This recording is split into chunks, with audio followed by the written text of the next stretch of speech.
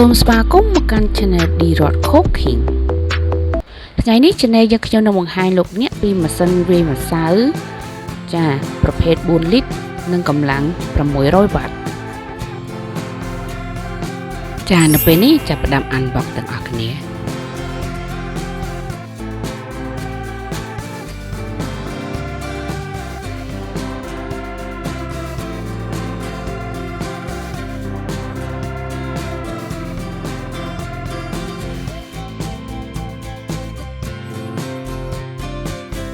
ចានៅពេលដែលយើងបើកកេសភ្លាមយើងឃើញ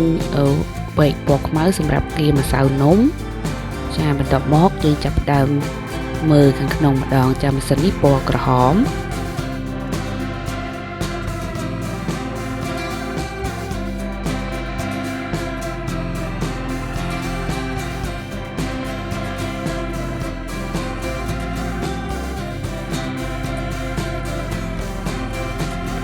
យើងដកថង់ដែលគ្របម៉ាស៊ីនចេញ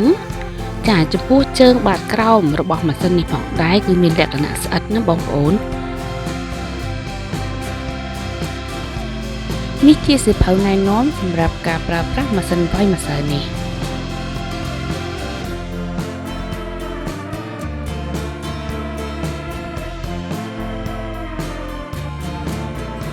ចាពេលយើងដាក់លើតុកញ្ចក់អញ្ចឹងគឺពេលដកចេញមកគឺស្អិតតែម្ដង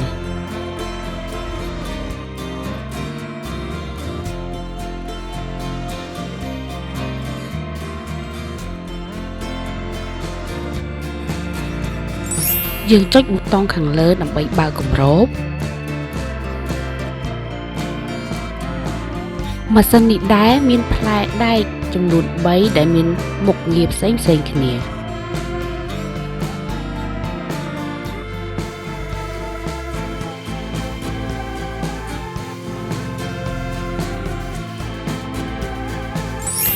នេះជាចានដែកសម្រាប់ដាក់ម្សៅចានៅផ្ទៃខាងលើដែកខាងក្រោមជ័រ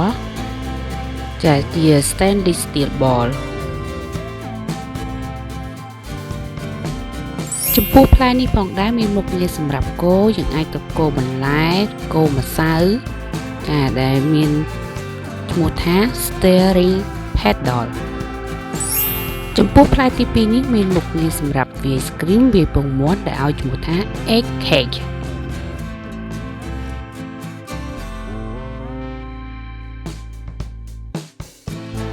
ចំពោះផ្លែទី3នេះផងដែរមានមុខងារសម្រាប់វាយម្សៅឲ្យស្វិតដែលឲ្យឈ្មោះថា kneading hook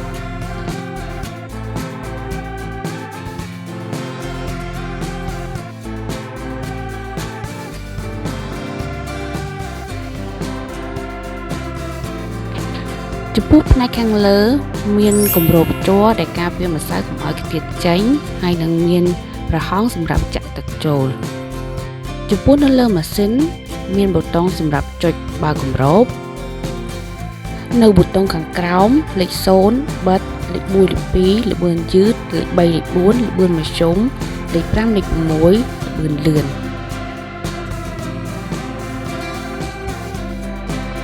នេះជាសៀវភៅណែនាំសម្រាប់ការប្រើប្រាស់សៀវភៅនេះសរសេរជាភាសាចិនទាំងអស់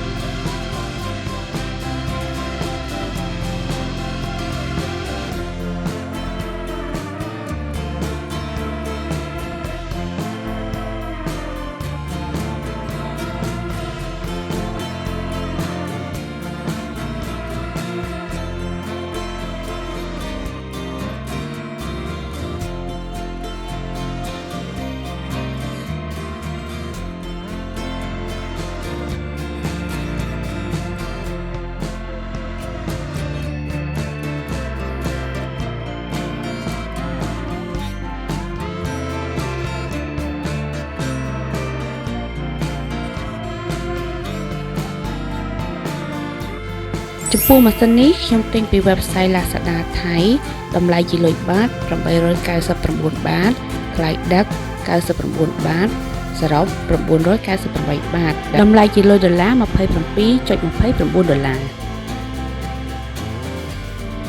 ចំពោះទម្ងន់របស់ម៉ាស៊ីននេះ 4.2 គីឡូចាថ្លៃដឹក$2អញ្ចឹងថ្លៃដឹក 8.4 សេនតម្លៃសរុបរបស់ម៉ាស៊ីននេះគឺ $35.69 សូមចុច Subscribe និងសញ្ញារូបកណ្ដឹងដើម្បីទទួលបានវីដេអូថ្មីៗពី Channel យើងខ្ញុំ